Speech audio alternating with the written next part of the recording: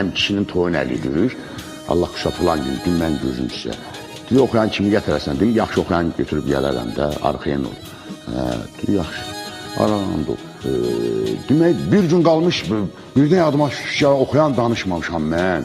Mən sabah gedməliyəm axı, qarı, mən oxuyan danışmamışam. Dedim, səhər gedərəm filarmoniya, bir oxuyan taparam. Gəldim filarmoniya, gördüm, bala kişi var oxuyan. Oradadır. Dedim, bala kişi, necəsən, gəl, görüşdük, elədik. Dedim, düğün toyun var, dedi, yoxdur. Dedim, düğünlərin Nefsalan Qarimanın kəndi var, gedək orada bir toy var. Deyirəm, yaxşı oldu, elə mən də qomaq rəvə görərəm. Birdən yadıma düşkədə, bu o kətdən də elə. İndi orada deyəcəklər ki, bu elə bu kətdən də biz tanıyırdıq da. Ona bir başqa oxuyan yox idi. Atalar bir sözü var axı, öydə anasından öküz olmaz.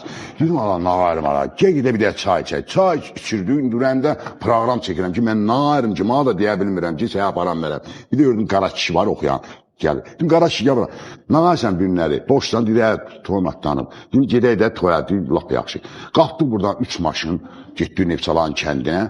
Orada uşaqlar çatan, o həyətdə 5-10 dəqiqə çalırlar axı. Biz içində ağacının altında susul qoyublar, oturmuşuq, Sübhandır, mənəm, qara kişidir, bala kişidir. Orada 5-10 dəqiqə çaldılar, elədilər. Gördüm, İrəməti böyük kişi, əmkişi ilə gəldi. Deyirəm, mənim orada soruşurlar ki, bizim oxuyanımızın adı nədir? Dedim, böyük kişi deyir. Yəni, mən proqramlaşdırdım ki, günləri, tabi böyük kişinin oğlu, əmkişinin toyu deyil. Qara kişi ilə bala kişini götürdüm, gəldim.